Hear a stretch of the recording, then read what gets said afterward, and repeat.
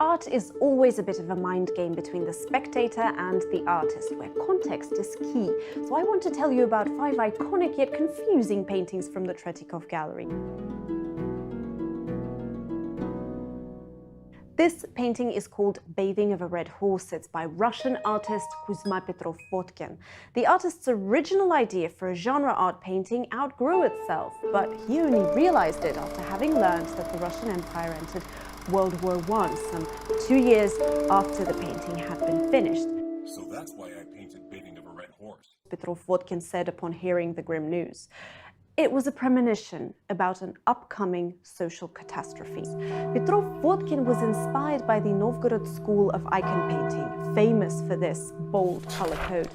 Traditional in icon painting, saints on red horses symbolize an eternal battle against evil. Having seen tremendous success, the painting found itself somewhat stuck in Europe during World War I, and the Tretyakov Gallery only obtained it years later in 1961. Another confusing work of art is the Demon Downcast. The artist Mikhail Vrubil first turned to the subject in 1891 when he was asked to illustrate Mikhail Lermontov's poem The Demon. Since then, he would turn to it again and again. Vrubil's mental health suffered a blow when his son Sava was born with a cleft lip. Apparently, he somehow linked it with his demon. 3 years after that, in 1902, he painted The Demon Downcast. And even after the painting was presented to the public, he continued working on it, adding more and more details. The demon wouldn't let go. Soon his mental health deteriorated so significantly that he was admitted into an asylum. And after lengthy therapy, Vrubil mostly painted from life. Unfortunately, his hallucinations came back, but without the demon. His last work was an almost icon-like image, the vision of the prophet Ezekiel. In 1908, the Tretyakov Gallery bought the Demon Downcast for its permanent exhibition. Marc Chagall's painting Over the Town is a testament to one of the happiest moments in his life. A son of an unskilled worker, he was no match for a wealthy jeweler's daughter. But Chagall went to Paris to make a name for himself, and when he returned in 1915, he married his beloved Bella. And this feeling of infinite happiness to be reunited with one's greatest love is what Marc Chagall tried to depict by painting himself and his wife Bella flying over a town. If you look closer, you can notice 2 peculiar details. Look at the green goat. It's Chagall's way of saying that all is a bit surreal and thus full of joy. Green is also the color of youth and happiness for the artist. He sometimes used to depict himself using green too. Now, spot the shameless guy with his pants down, crouching by the fence. A gentle reminder that regardless of how happy a couple may be on cloud 9, life still takes its course.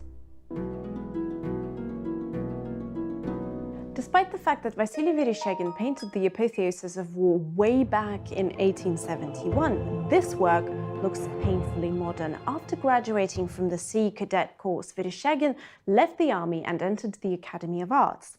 Having studied in St. Petersburg and Paris, he accepted General Kaufmann's invitation to become his military artist. Kaufmann made a name for himself during the Russian Empire's expansion into Central Asia. Effectively, Vereshchagin was a war correspondent of his time. He spent decades with the military, traveling to hotspots and depicting war atrocities in his paintings.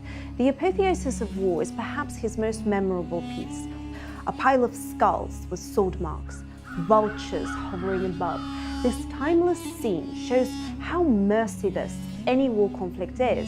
Vereshchagin avoided giving out any details on the place, date, or reason for the conflict on purpose.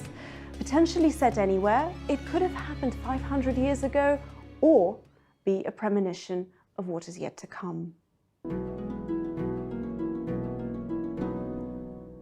Philippe Malevin's Whirlwind is so large and bright that you won't miss it in the Tretyakov Gallery. Because of its size, the painting is perceived as an abstract, but focus on the top half and you will see faces of women, while everything else is this bright and chaotic whirlwind of traditional Russian dress.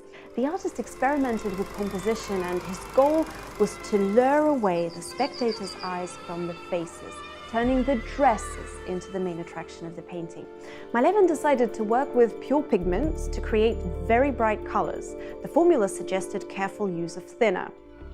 He ignored the formula and used his ingredients in abundance, which led to his oils taking ages to dry and unexpected leakage. It all worked to his advantage in the end, resulting in a spectacular illusion of motion.